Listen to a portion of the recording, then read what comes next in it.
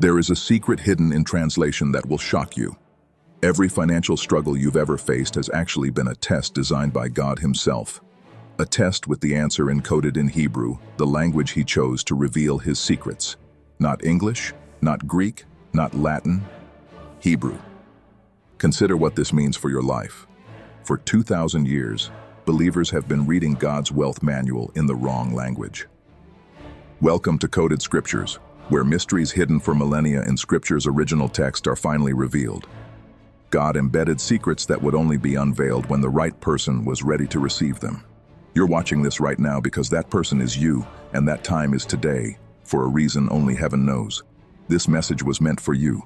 Now imagine your father leaves you a Ferrari with a manual transmission, but you've only ever driven automatic.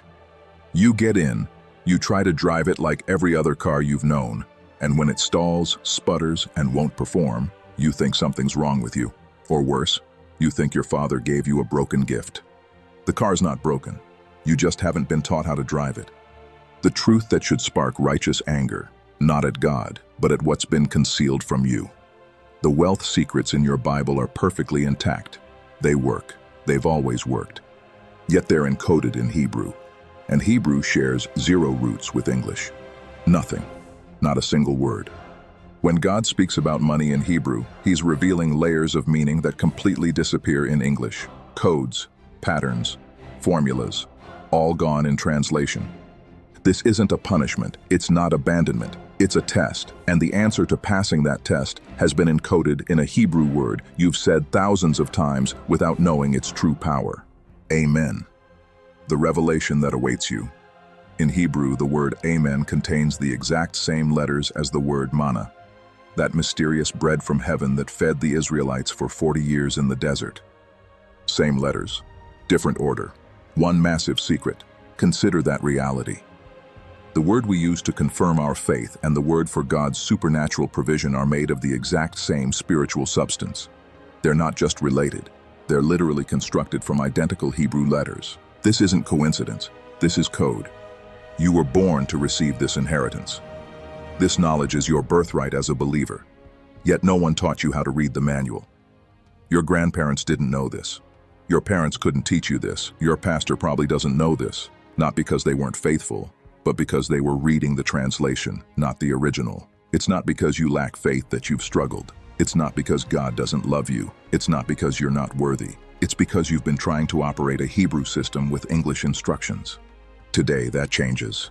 Today, you learn what should have been taught from the beginning.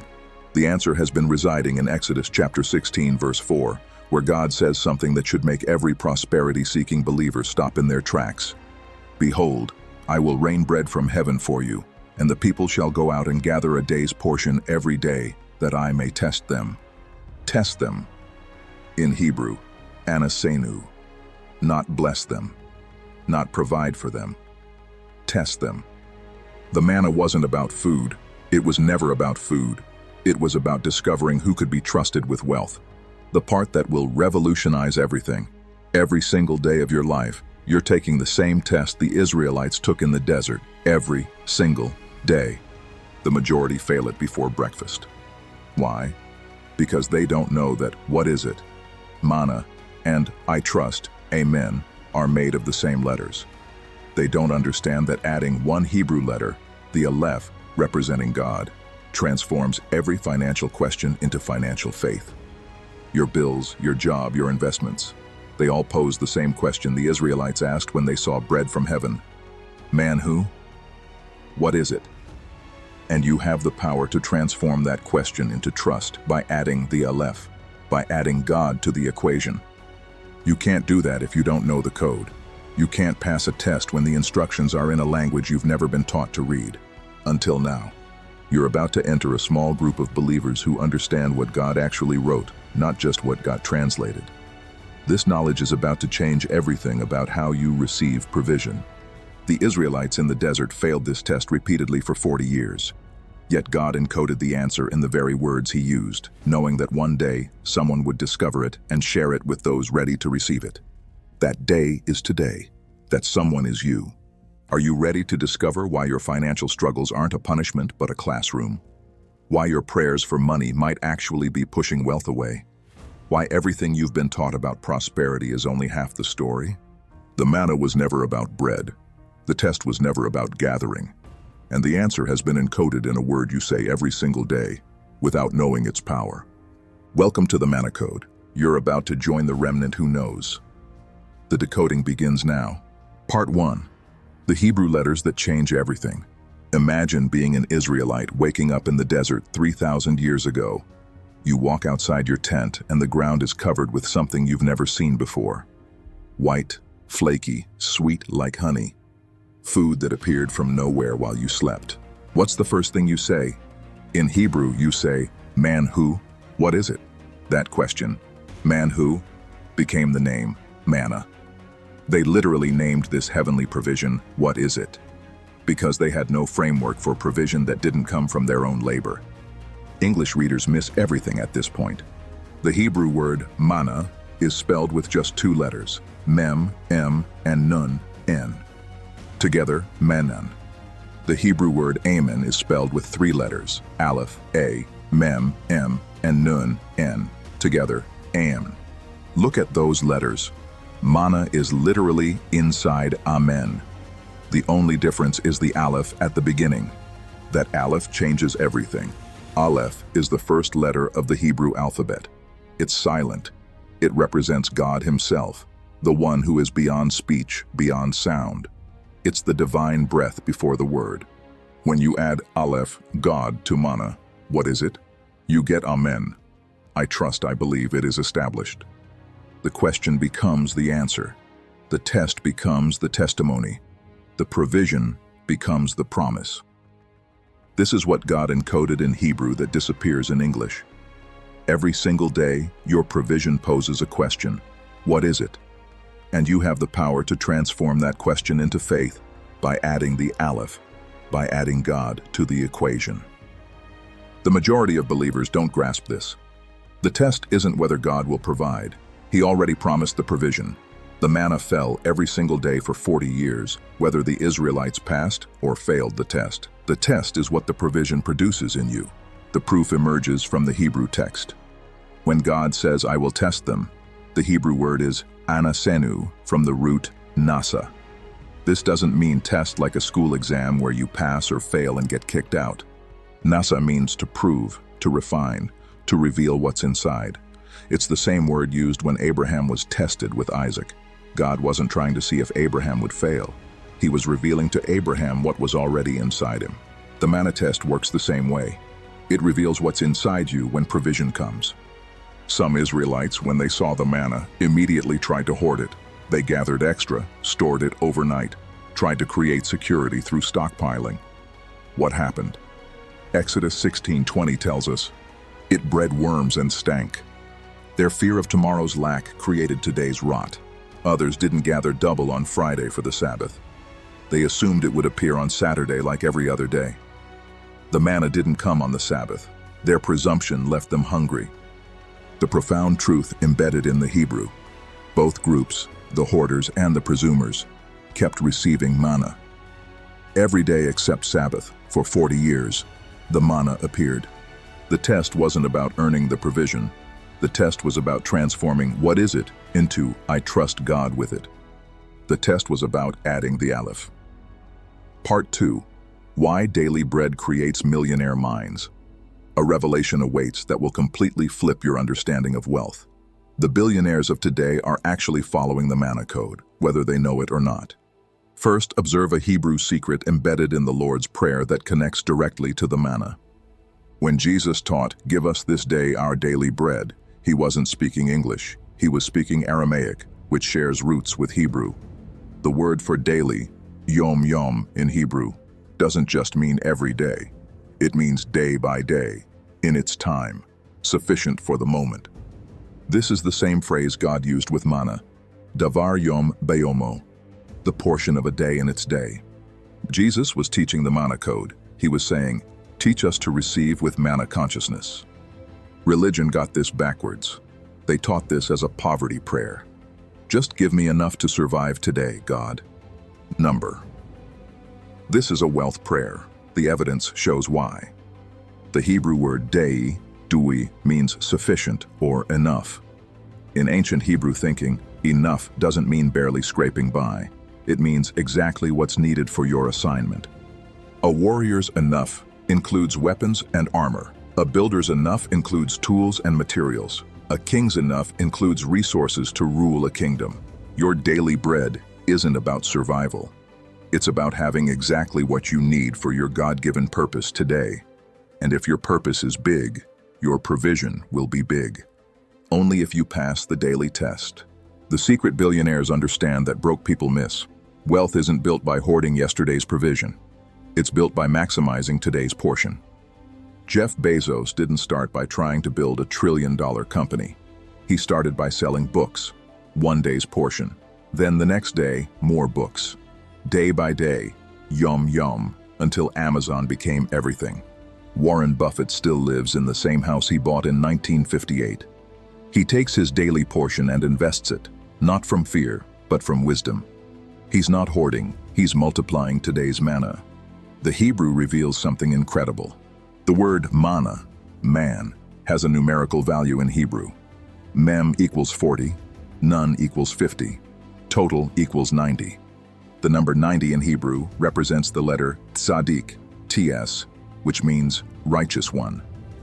Embedded message. The manna was making them righteous.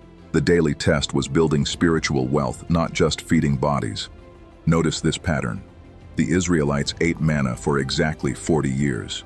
40 in Hebrew is represented by the letter mem, M, which is the first letter of manna. 40 represents transformation, testing, purification. The flood lasted 40 days. Moses was on Mount Sinai for 40 days. Jesus fasted for 40 days. The Israelites ate manna for 40 years. The manna test was a 40-year transformation program, turning slaves into wealthy kingdom citizens. Joshua 5:12 reveals the completion. And the manna ceased the day after they ate the produce of the land. And there was no longer manna for the people of Israel, but they ate of the fruit of the land of Canaan that year. The manna stopped the moment they could create their own provision. The test was complete. They had learned to transform "what is it" into "I trust." Part 3. The modern manna test you face every day. Right now, you're in your own 40-period test. It might be 40 days, 40 weeks, 40 months. God is teaching you the same lesson he taught in the desert. Recognition comes through these patterns. Every morning, you wake up to modern manna. Your salary appears regularly like manna. Your clients show up daily like manna. Your opportunities, fresh each day like manna. And just like the Israelites, you face 3 temptations that reveal whether you'll pass or fail the test. Temptation 1, the hoarding trap. Exodus 16:19 says, "And Moses said to them, 'Let no one leave any of it over till the morning.'" The Hebrew word for leave over is yatar, or YTR, which also means to make excessive or to have advantage. God was literally saying, don't try to create advantage through hoarding. Modern hoarding looks like staying in a dead-end job because it's secure, keeping all your money in savings, earning 0.1% because you're afraid, not investing in yourself because you might need that money later. When you hoard from fear, your provision rots, not literally, but spiritually, emotionally, and often financially. I know someone who saved $100,000 in cash under his mattress, literally. 10 years later, inflation ate 30% of its value. His fear of losing money caused him to lose money. His manna rotted. Temptation 2, the Sabbath test. Exodus 16:23 records, "Tomorrow is a day of solemn rest, a holy Sabbath to the Lord.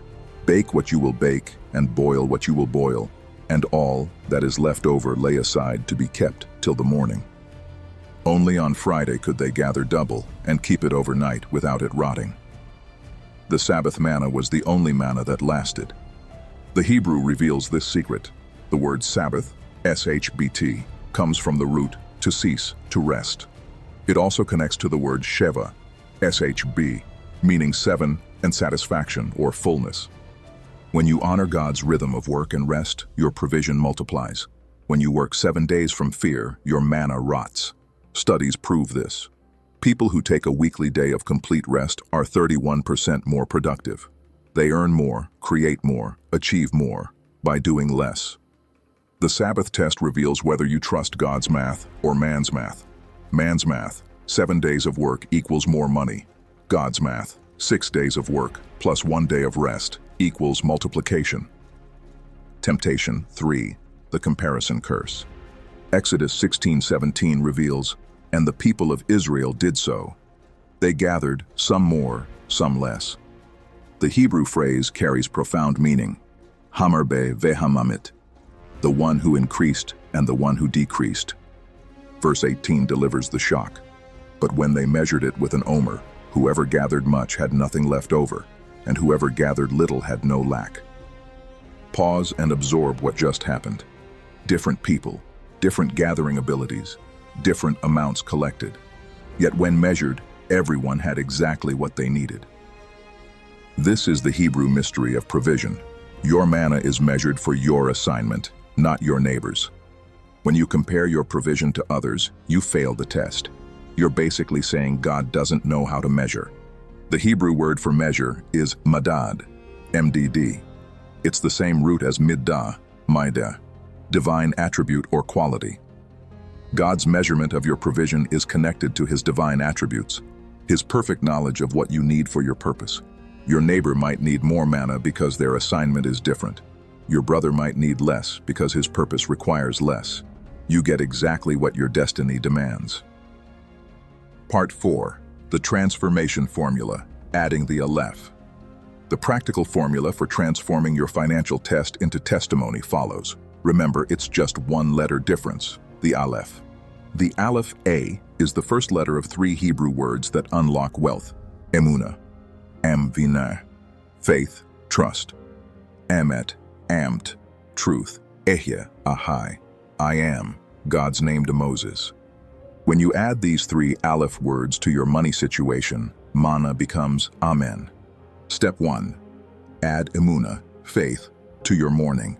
Every morning before you check your phone, before you review your bank account, declare this Hebrew truth. Modeh ani, pronounced mohdeh ahni. In English, this means I give thanks or I acknowledge. You can say it in Hebrew, modeh ani, or in English, I give thanks, with the full traditional prayer in English. I give thanks before you, living and eternal King, for you have returned my soul to me with mercy. Great is your faithfulness.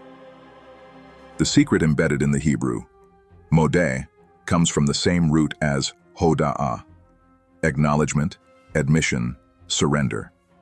When you say modeh ani, you're not just being grateful.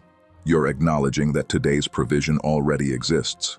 You're admitting you need God's help. You're surrendering the outcome. Even if you just say the first 2 words, modeh ani, modeh ahni, you're declaring, I acknowledge that I'm not in control. I give thanks for provision I haven't seen yet. I surrender the how to God. This takes 3 seconds to say, yet it adds the aleph of emunah, faith, before you even see today's manna. You're literally starting your day by transforming what is it into I trust before the questions even arise. Step 2. Add emet, truth, to your decisions. The Hebrew word emet, amt, truth, is spelled with the first, middle, and last letters of the Hebrew alphabet. Aleph, A, Mem, M, Tav, T. Truth encompasses everything from beginning to end. When you make financial decisions based on truth rather than fear, you pass the test. Ask yourself the emet questions. Is this decision based on fear hoarding or faith investing? Am I trying to create security gathering extra manna or trusting God's provision?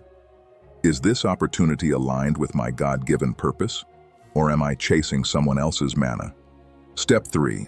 Add ehyeh, I am, to your identity. When Moses asked God's name at the burning bush, God said, Ehyeh, Asher Ehyeh, Ahi, Asher Ahi. I am who I am, or I will be what I will be. This name starts with aleph. It's God's declaration that he is not bound by time, circumstance, or limitation. When you add ehyeh to your financial identity, you declare, I am not my current bank balance. I am not my past failures. I am connected to unlimited provision. You're literally adding God aleph to your questions, manna, to create trust. Amen. The pattern of supernatural provision. Throughout the Bible, every instance of supernatural provision follows the Manna code. The pattern repeats with such precision that once you see it, you realize God has been teaching the same lesson through different stories for thousands of years. Elijah and the ravens in 1 Kings 17:1-6. Israel is in the grip of drought. The story begins in 1 Kings 17:1. Now Elijah the Tishbite, from Tishbe in Gilead, said to Ahab, "As the Lord, the God of Israel, lives, whom I serve, there will be neither dew nor rain in the next few years except at my word. Not a drop of rain for 3.5 years. The land cracks like broken pottery. Crops wither. Cattle die." King Ahab has put a price on Elijah's head. 1 Kings 17:2-4 continues. Then the word of the Lord came to Elijah. "Leave here, turn eastward, and hide in the Kerith ravine, east of the Jordan. You will drink from the brook, and I have directed the ravens to supply you with food there." Ravens, unclean birds according to Leviticus 11:15. Any kind of raven. These are God's chosen delivery system. Scavengers that feed on death become vehicles of life. 1 Kings 17:6 describes the miracle. The ravens brought him bread and meat in the morning and bread and meat in the evening, and he drank from the brook. Every morning, black wings against the brightening sky, the flutter and caw as they land, in their beaks and talons, bread and meat. Every evening as shadows lengthen, they return, more bread, more meat. Feel the absurdity of it. Where did ravens get baked bread? Who cooked the meat? Some rabbinical sources say they carried it from King Ahab's own table. The very man trying to kill Elijah was unknowingly feeding him. Notice the pattern. Morning and evening provision, not weekly, not monthly, daily. Exactly like the manna described in Exodus 16:21. Each morning everyone gathered as much as they needed, and when the sun grew hot, it melted away. Elijah and the widow of Zarephath. 1 Kings 17:7 tells us, "Some time later the brook dried up because there had been no rain in the land." No more water. God sends Elijah to Zarephath. 1 Kings 17:8-10 records. Then the word of the Lord came to him. "Go at once to Zarephath in the region of Sidon and stay there. I have directed a widow there to supply you with food." So he went to Zarephath. When he came to the town gate, a widow was there gathering sticks. Feel the desperation in her movements. These aren't sticks for a cooking fire. She's gathering them slowly, methodically, like someone preparing for a funeral. Her own. 1 Kings 17:10-11. He called to her and asked, "Would you bring me a little water in a jar so I may have a drink?" As she was going to get it, he called, "And bring me, please, a piece of bread." Her response in 1 Kings 17:12 reveals the depth of the test. "As surely as the Lord your God lives," she replied, "I don't have any bread, only a handful of flour in a jar and a little olive oil in a jug. I am gathering a few sticks to take home and make a meal for myself and my son, that we may eat it and die." One last meal. That's all she has. And a stranger asks for it. 1 Kings 17:13-14 shows Elijah transforming her manna question into amen trust. Elijah said to her, "Don't be afraid. Go home and do as you have said. But first make a small loaf of bread for me from what you have and bring it to me. And then make something for yourself and your son. For this is what the Lord, the God of Israel, says. The jar of flour will not be used up, and the jug of oil will not run dry until the day the Lord sends rain on the land." 3 double quotes. She has to give first, then receive. She has to trust before she sees. 1 Kings 17:15-16 confirms the miracle. She went away and did as Elijah had told her. So there was food every day for Elijah and for the woman and her family. For the jar of flour was not used up and the jug of oil did not run dry, in keeping with the word of the Lord spoken by Elijah. Imagine opening that flour jar each morning for approximately 900 days. 900 mornings of reaching into what should be empty and finding provision. Not abundance. She never has extra to sell or store. Just enough. Daily bread. Daily oil. Daily trust. Joseph and the 7-year famine, Genesis 41. The manna code operates even in reverse. Genesis 41:29-30 records Pharaoh's dream as interpreted by Joseph. 7 years of great abundance are coming throughout the land of Egypt, but 7 years of famine will follow them. Then all the abundance in Egypt will be forgotten, and the famine will ravage the land. During the 7 plentiful years, Joseph doesn't let Egypt consume everything. Genesis 41:34-35 shows his strategy. Let Pharaoh appoint commissioners over the land to take 1/5 of the harvest of Egypt during the 7 years of abundance. They should collect all the food of these good years that are coming and store up the grain under the authority of Pharaoh to be kept in the cities for food. History's first recorded 20% tax, not for government spending, for storage. He's gathering Friday's double portion of manna on a national scale, just as Exodus 16:22 instructed. On the 6th day they gathered twice as much, 2 omers for each person. Genesis 41:49 describes the result. Joseph stored up huge quantities of grain, like the sand of the sea. It was so much that he stopped keeping records because it was beyond measure. When famine strikes, Egypt has bread while the world starves. Genesis 41:56-57 says, "When the famine had spread over the whole country, Joseph opened all the storehouses and sold grain to the Egyptians, for the famine was severe throughout Egypt. And all the world came to Egypt to buy grain from Joseph, because the famine was severe everywhere." Joseph doesn't hoard it. He opens the storehouses daily. The stored grain doesn't rot like hoarded manna, because it was stored in obedience to God's revealed plan, not fear. Daniel's 21-day provision, Daniel 10:2-3, 11-14. Daniel 10:2-3 sets the scene. "At that time, I, Daniel, mourned for 3 weeks. I ate no choice food, no meat or wine touched my lips, and I used no lotions at all until the 3 weeks were over." He's on a partial fast, eating only simple foods, perhaps just vegetables and water, like his original test in Daniel 1:12. "Please test your servants for 10 days. Give us nothing but vegetables to eat and water to drink." Daniel 10:12-13 reveals what was happening in the spiritual realm. Then he continued, "Do not be afraid, Daniel. Since the first day that you set your mind to gain understanding and to humble yourself before your God, your words were heard, and I have come in response to them. But the prince of the Persian kingdom resisted me 21 days. Daniel's provision during those 3 weeks wasn't just physical food. It was spiritual sustenance, the bread of revelation. Daily, he received strength to continue despite seeing no answer. The pattern becomes clear.